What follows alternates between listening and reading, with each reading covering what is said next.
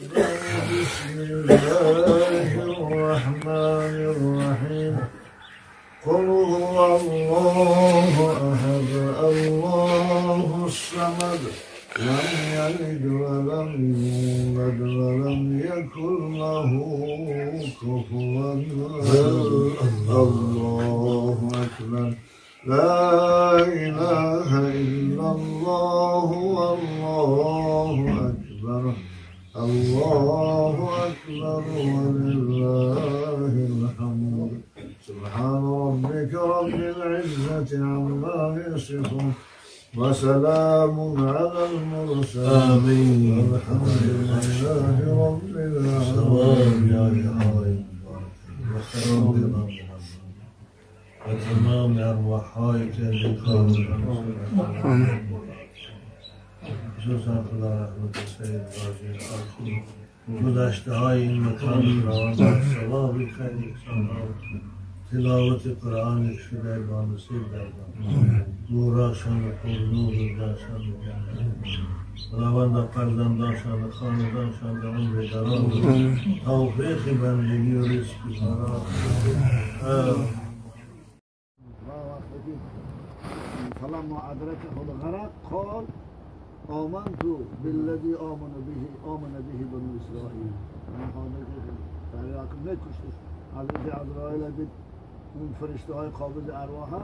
و گفت من ایمان آوردم به اون خدایی که بنی اسرائیل و موسی ایمان دارن که خدا گفت الان فقط عصایت قبلو اکنون وقت سکرا به ایمان نبیاری بعد دعوای بندگی میکنی پیش از این ما رو نافرمانی کردی با ما برابری کردی خدا همتای ما خوندید خدا به دنیا دیگه دارید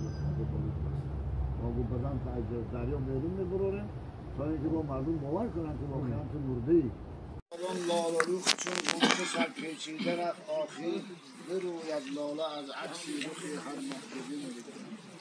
البته این قسمت الهی هست مثل این خواهری ما هزار دخترای لاله روخ به جایی که خانه عروسی بینن خانه قبر رفتن به جایی که لباس عروسی پوشن کفن پوشن به جایی که ماشین عروسی سوار شوند تابوت سوار به قبرستان رفتن البته مصیبت خیلی مصیبتی وزنینه برای نیاز محمد که فرزند عزیزش هست دختری به عروسی نزدیک شده شد البته یک پاره از بدن است پیغمبر خدا فاطمه دخترشان خطاب میکردن میگفتن فاطمه تو بضعة منی فاطمه جان تو یک پاره از جگری منی تو یک پاره از بدنی منی ولی یک پاره از بدنی وی بیا جدا شده به زیر خاک میره بنابراین خیلی مصیبت سنگینه خصوصا برای نیاز محمود مادر این دختر خیلی مصیبتی وزینه لکه یک بشارت هم از جانب پیغمبر خدا هست این عظم الجزا مع عظم البلا خدا بزرگترین پاداش در عوض بزرگترین مصیبت میتید هر خیر مصیبت بزرگ مکافاتش هم بزرگتر البته برای پدر و مادر چنان بودن مصیبتی فرزند وزنی‌تر و بالاتر نیست شما برای نیاز محمد از این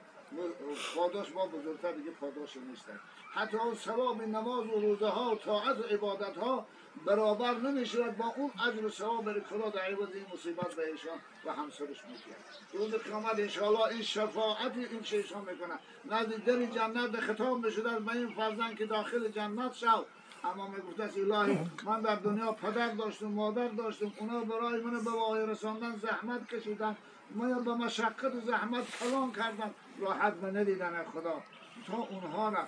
با من رفیق میکنی من داخل جنت نمیشود خداوند امر میکنه و فرشته ها که پدر و مادرش با او یک جای کنی داخل قبر خداوند دعا کنیم